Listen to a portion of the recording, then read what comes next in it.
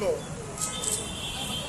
ఈ mob operation చేయడం జరిగింది. ఈ మాబ్ ఆపరేషన్లో ఏదైనా అక్రమ సంఘంగా ఏదైనా గుంపులు ఏర్పడి వాళ్ళు ఏదైనా అసాంఘిక కార్యక్రమాలకు పాల్పడినట్లయితే పోలీసు వారు వాళ్ళని ఏ విధంగా వాళ్ళు హ్యాండిల్ చేస్తారు అనేది ఈరోజు మేము పబ్లిక్లో డెమాన్స్ట్రేషన్ చేయడం జరిగింది.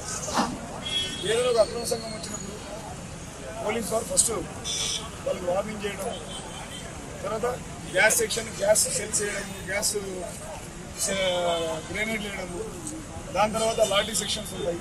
ఆ లాఠీతో లాఠీ చార్జ్ చేసినా కానీ వాళ్ళకి ఇంకా చెల్లిపోకుంటే ప్లాస్టిక్ వెపన్తో మనము ఫైరింగ్ చేయడము.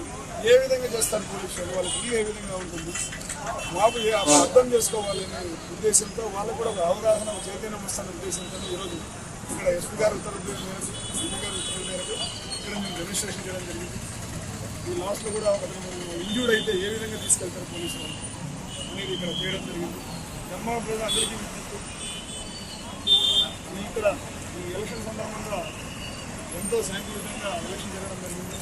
అదేవిధంగా కౌంటింగ్ కానీ మిగతా రోజుల్లో కానీ శాంతియుతంగా ఉంటారని ధర్మవరం పోలీసులు. For more videos like this, subscribe Big TV channel.